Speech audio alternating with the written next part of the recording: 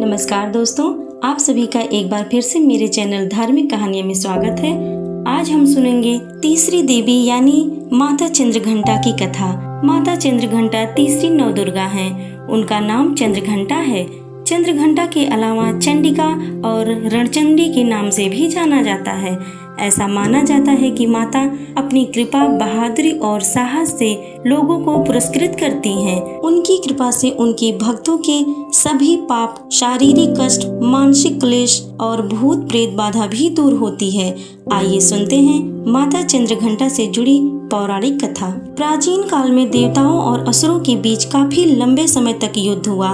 उस दौरान असुरों का राजा महिषासुर था और देवताओं के स्वामी इंद्र थे। युद्ध में असुरों की जीत हुई और महिषासुर ने देवलोक पर विजय प्राप्त करके भगवान इंद्र का सिंहासन हासिल कर लिया। महिषासुर ने इंद्र, सूर्य, चंद्रमा और वायु समेत सभी देवताओं से उनके अधिकार भी छीन लिए। स्वर्ग से निकल जाने के बाद सभी देवतागण इस समस्या से निकलने के लिए त्रिदेव ब्रह्मा, विष्णु और महेश के पास गए।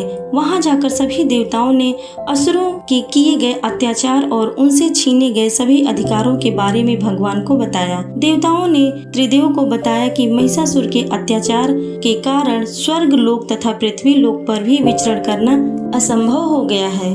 तब यह सुनकर भगवान ब्रह्मा, विष्णु, महेश अत्यंत क्रोधित हो उठे। क्रोधित होने पर उन तीनों भगवानों के मुख से एक ऊर्जा उत्पन्न हुई। वह ऊर्जा जाकर देवताओं की ऊर्जा से मिल गई। यह ऊर्जा 10 दिशाओं में व्याप्त होने लगी। तभी वहां एक कन्या उत्पन्न हुई। तब भगवान शंकर ने देवी को अपना त्रिशूल भेंट किया। भगवान विष्णु ने उन्हें अपना चक्र प्रदान किया। इसी तरह सभी देवताओं ने माता को अस्त्र शस्त्र देकर सजा दिया। इंद्र ने भी अपना व्रज और ऐरावत हाथी माता को भेंट किया।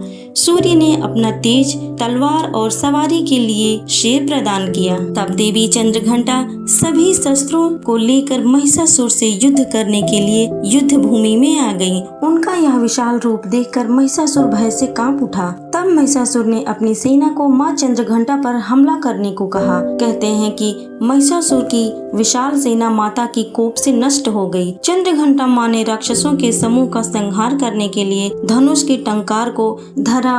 वैसे ही माता के सिंह ने भी दहाड़ना शुरू कर दिया और फिर माता ने घंटे के शब्द से उसे ध्वनि को और बढ़ा दिया, जिससे धनुष की टंकार, सिंह की दहाड़ और घंटे की ध्वनि से संपूर्ण दिशाएं गूंज उठी। उस भयंकर शब्द और अपनी प्रताप से देवी ने दैत्यों के समूह का संहार कर देवताओं को विजय दिलाई। इस तरह मां चंद्रघंटा ने असुरों का वध किया और देवताओं को अभयदान देते हुए अंतर्ध्यान हो गई। नवरात्रि के तीसरे दिन माता दुर्गा के चंद्रघंटा स्वरूप की विधि विधान से पूजा करें और इस मंत्र ओम देवी चंद्रघंटाय नमः मंत्र का जाप करें। इसके बाद मां चंद्रघंटा को सिंदूर, अक्षत, गंध, धूप, पुष्प आदि अर्पित करें। आप देवी माँ को चमेली के फूल के अलावा कोई भी लाल फूल अर्पित कर सकते हैं। साथ ही साथ दूध से बनी किसी भी मिठाई का भोग लगाएं। पूजा के दौरान दुर्गा चालीसा का पाठ या दुर्गा आरती गाएं। यह थी माँ चंद्रघंटा की पौराणिक कथा। आपको यह कथा कैसी लगी कमेंट करके जरूर बताएं और साथ ही मेरे चैनल धार्मिक कहानियाँ को सब्सक्राइब करना बिल्कुल ना भूलें। धन्यवाद।